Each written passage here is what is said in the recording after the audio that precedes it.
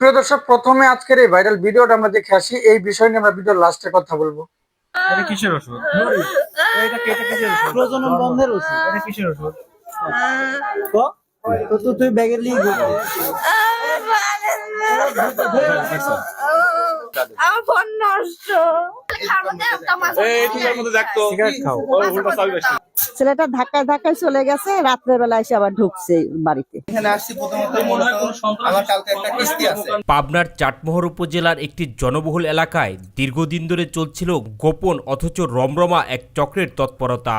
মাত্র 15 থেকে 16 বছর বয়সী এক কিশোরীকে কেন্দ্র করে এই এলাকায় দেহ ব্যবসা ও মাদক সেবনের কার্যক্রম চলছিল সমানতালে। এলাকাবাসী ও স্থানীয় যুব সমাজের দাবি, বিষয়টি দীর্ঘদিন ধরেই তাদের নজরে ছিল। শেষ পর্যন্ত হাতে নাতে ধরা পড়ে যায় তাদের কার্যক্রম। একাধিক পুরুষ সঙ্গী সহ এই কিশোরীকে একটি বাসা থেকে আটক করে স্থানীয় যুবকরা। কর্ম করে খা, না হলে এক জায়গায় বিয়ে হয়েছে সে বিয়ে সংসার করে খা। তুই এই ধরনের কাজটা করবি? আমি তো এগুলো করে না, আমি এগুলো করে বাদ দিয়ে দিছি। তুই এই বাড়িতে আসলু তো কিসের জন্য আসছিস? আমি নানি বাড়ি গেছিলাম, আমার বর্মন আবিষ্কার হলো, ফোন দিয়ে জিজ্ঞাসা করো, আমার বর্মন এখানে বাই করে দিছে। পরে হচ্ছে ভাইয়া প্রথম আমাকে ফোন দিয়েছিল, দেওয়ার পর আমি সেখন খেয়াঘাট জালসায় গেছি। তারপরে হচ্ছে ভাইয়া করছে জিলাপি খাওয়াবেন নাকি আপু। পরে আমি আবার করছি তাহলে আপনার বাসা লিটন ভাইয়া। পরে আমাকে করছে তাহলে আমি আবার করলাম যে আপনার বাসা তাহলে গেট খোলেন, আমি তাহলে জিলাপি আসতেছি। পরে আবার করলাম যে আপনি একটু বসেন ঘরে। পরে রুমে বসা থুয়ে দিছে। পরে আমি আবার করলাম যে তাহলে বসবো না, আমি আবার বাসায় চলে যাব।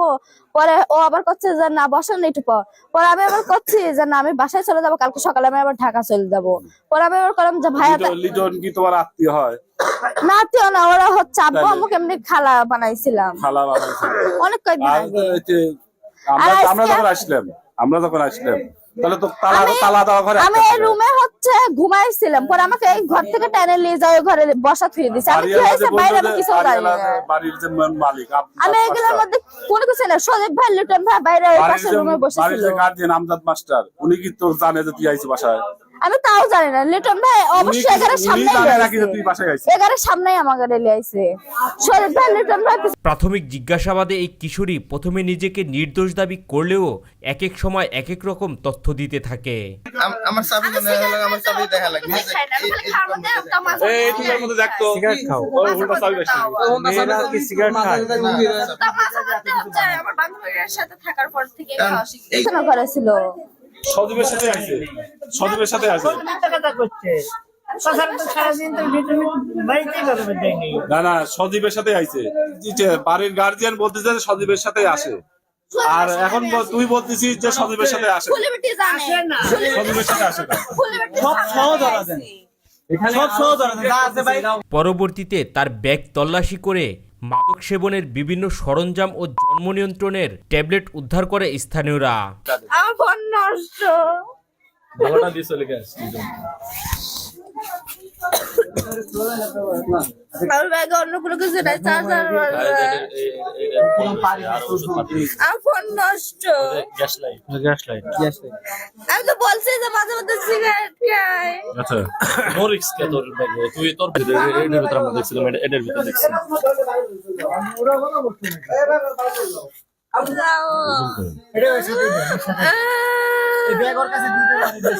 এটা কিসের ওষুধ? এটা কিসের ওষুধ? প্রজনন বন্ধের ওষুধ। এটা কিসের ওষুধ? তো তুই ব্যাগের লিয়ে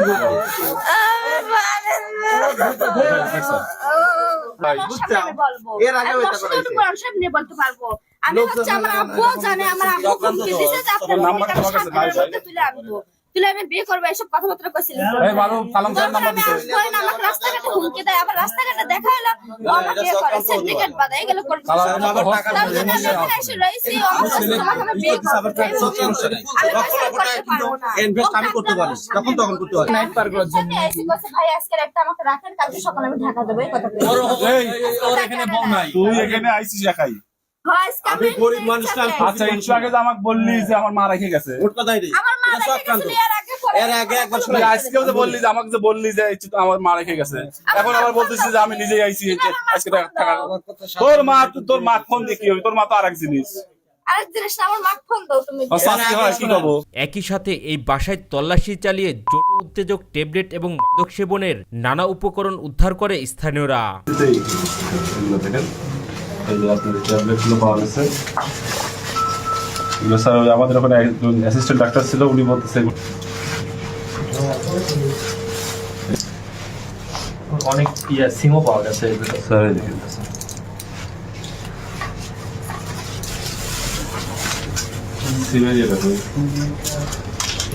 তুমি সেভেনে পড়ো, তোমার বাপ কি করে?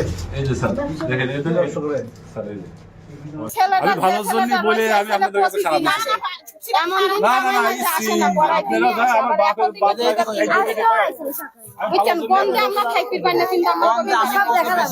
কিসের গন্ধ? আমরা কবে পারি না বুঝছেন, দেখতে আমরা পাশে করতে ওই ছেলে প্রতিদিন আসে, দুইবার আইতো দিতে ওই মেয়ে নিয়ে তো প্রতিদিন আসে এখানে যা দেখেন আমি রান্না করে দাদা ওই দিকে চলে আসে রাইতে আমি কেউ কথা কই পারবো না ক্যামেরা 11টার দিকে ছেলে আসছিল, এসে গেটে ধাক্কায় গেট খোলে নাই। ওরা কি সব নাই হয়ে গেছে, কোথায় গেছে? আর এই বাড়িওয়ালারা দুইজনই হাসপাতালে গেছে। ছেলেটা ধাক্কায় চলে গেছে, রাত্রের বেলা এসে আবার ঢুকছে বাড়িতে। মাঝে সাঝে এই ছেলেটা আসে। আর মেয়েটা কি প্রায় আসে? হ্যাঁ, মেয়েটা তো রেগুলার এদিক দিয়ে রাউন্ড করে, রাত 12টার দিকে ঢুকে সকালবেলা বের হয়, আমরা তো দেখি। আর এই ছেলেটাও আসে? হ্যাঁ, ছেলে আসে, আরো লোক আসে। সব মিলে আপনাদের কি মনে হয় এই কার্যকলাপ? এই যে কার্যকলাপ তো খারাপ জিনিস। আমাদের তো ছেলে মেয়ে আছে, তাদেরকে তো বিয়ে দিতে হবে, তাদের তো ভবিষ্যৎ আছে। প্রিয় দর্শক, না টেনে সম্পূর্ণ আজকের এই নিউজটি দেখার জন্য আপনাদেরকে ধন্যবাদ। সম্পূর্ণ এই ভিডিওটি দেখার পর নিশ্চয়ই আপনাদের বুঝতে বাকি নাই বর্তমানে আবাসিক হোটেলগুলোতে এসব কি হয়। প্রিয় দর্শক, প্রতিনিয়ত এমন ব্রেকিং নিউজগুলো পেতে অবশ্যই সাবস্ক্রাইব করে রাখবেন, ভিডিওটি ভালো লাইক দিবেন। আজকে এই পর্যন্তই, পরবর্তী দেখার আমন্ত্রণ। আসসালামু আলাইকুম।